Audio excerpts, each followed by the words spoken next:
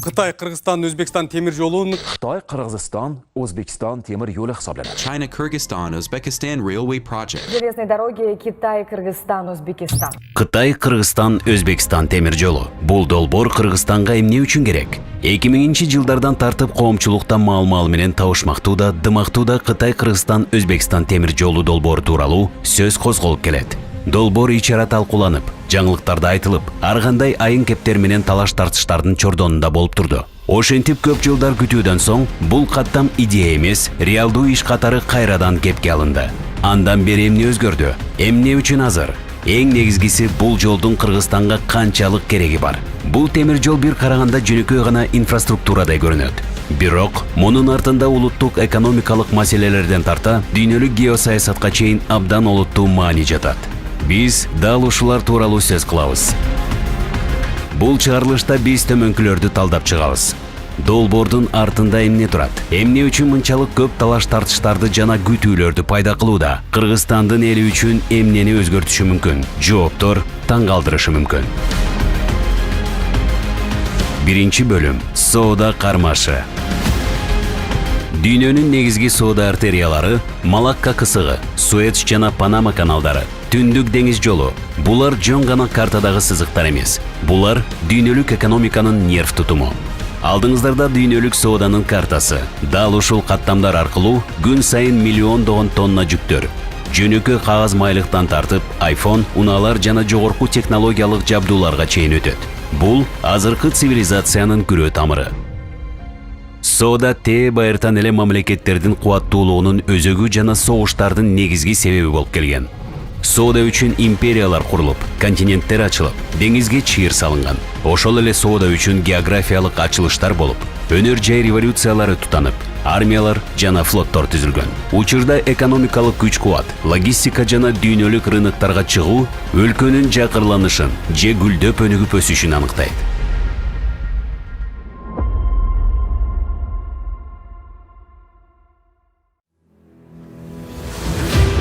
Дүйнөлүк соода жолдору ким көзөмөлдөсө, дүйнөнү ошол башкарат.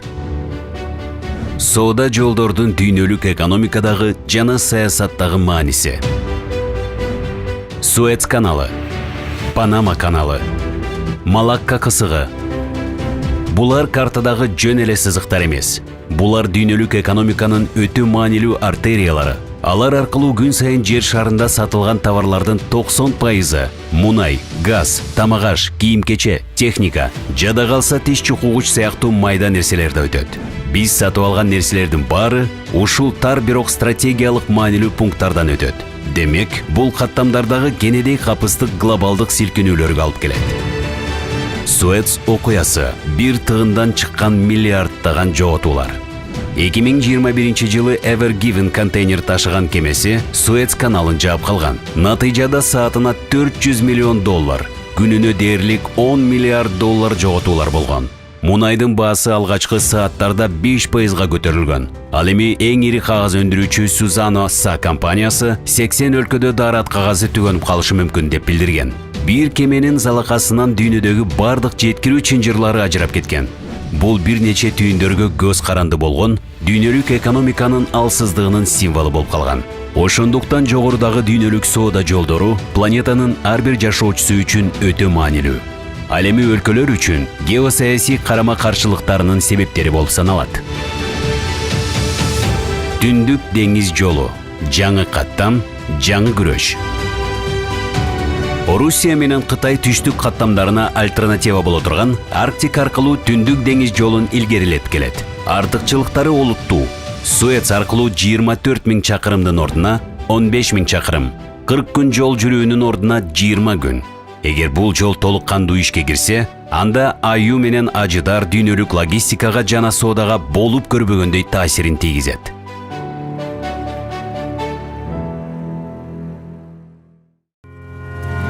Кытай, Кыргызстан, Өзбекстан темир жолу бул күрөшкө кандай катыштыгы бар? Борбор Азия аркылуу өтүүчү темир жол бул жерде тиешеси жоктой сезилиши мүмкүн. Бирок чындыгында ал бардык нерсенин борборунда турат. Кытай, Кыргызстан, Өзбекстан долбору деңиз каттамдарына альтернатива. Бир алкак, бир жол демилгесинин бир бөлүгү. Кыргызстан жөн гана транзиттик аймак эмес, стратегиялык өнөктөш болууда. Кыргызстан мындан кандай пайда көрөт? Бул долбоорго катышуу дүйнөлүк рыноктарга айланма жолдорсуз жана тоскоолдуксуз кирүү мүмкүнчүлүгүн түзөт. 21-кылымдын негизги логистикалык тутумуна кошулууну шарттайт. Өлкөнү регионалдык транспорттук жана соода хабына, Борбор Азиядагы экинчи Дубайга айландыруу мүмкүнчүлүгү түзүлөт. Кыргызстан жөн гана темир жолду эмес, экономикалык өсүштүн, саясий көз карандысыздыктын жана эл аралык таасирдин куралына ээ болот. Жыйынтык. Дүйнөлүк соода бул жаңы доордун геосаясаты. Ким каттамдарды курса, ал империяны курат. Ким жол салса, ал эрежелерди аныктайт. Кытай-Кыргызстан Өзбекстан темир жолу бул Кыргызстан жөн гана катышуучу болбостон, лидерлик позицияны ээлей турган жаңы дүйнө түзүмдүн пайдубалына кыналган кыш. Бул тарыхый мүмкүнчүлүк. Экинчи бөлүм. География. Бул тагдыр. Бүгүнкү күндө Кыргызстандын негизги соода жолу Казакстан аркылуу Орусияга жана Европага өтүүчү түндүк-түштүк кургактагы коридору олуттуу чектөөлөргө дуушар болууда. Өткөрүү жөндөмдүүлүгүнүн төмөндүгү жана транзиттик өлкөлөргө болгон көз карандылык каттамды туруксуз жана алсыз кылууда.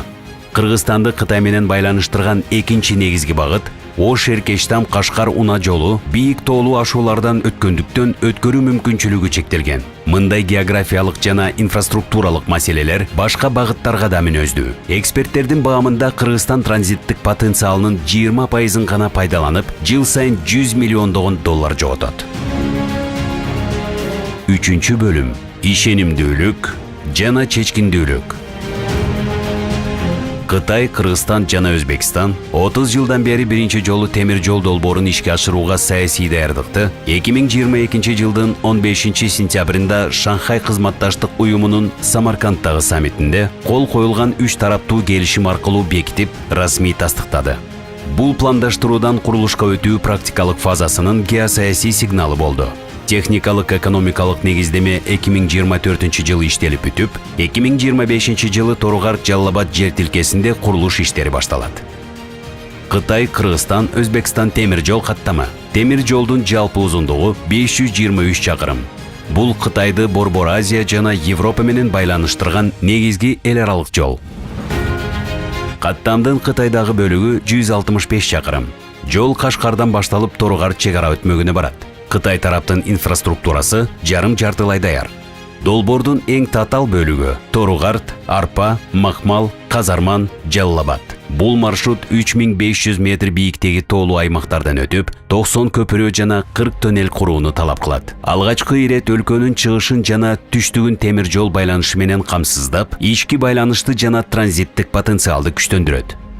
Бул каттам кандай пайда берет? Түндүк каттамга салыштырмалуу жол 1200 чакырымга чейин кыскарат. Жеткирүү мөөнөтү 20 күндөн 10 күнгө чейин кыскарат. Логистикалык чыгымдар 30%га чейин арзандайт. Өзбекстан бөлүгү 50-70 чакырым. Кыргызстандын чек арасынан Анжиянга чейин өтүп, учурдагы темир жол түйүнүнө байланышат. Багыт батышка Ташкент, Казакстан, Европа, түштүккө Бухара жана Навай аркылуу Иранга жана Индия океанына. Аймактык жайгашуусу жалпысынан тегиз келип, курулуш иштери арзан жана ылдам жүрөт. Эл аралык жолдор менен байланыш. Ортолук коридор Кыргызстанга Каспий деңизине жол ачып, Азербайжан, Грузия жана Түркия аркылуу Европага чыгат. Жыйынтык. Кытай, Кыргызстан, Өзбекстан темир жолу бул жөн гана регионалдык долбоор эмес. Чыгыш менен батышты, түштүк менен түндүктү бириктирген транспорттук артерия. Бул Кыргызстанды Евразиянын транзиттик түйүнүнө айлантып, экономика, экспорт жана эл аралык таасирин арттырууга жаңы мүмкүнчүлүктөрдү ачат. Эпилог. Бул магистраль президент Садыр Жапаров ишке ашырып жаткан эгемендүү өнүгүүнүн жаңы моделинин ажырагыс бөлүгү болуп эсептелет. Долбоорду ишке ашырууда президенттин аракеттери жөн гана инфраструктура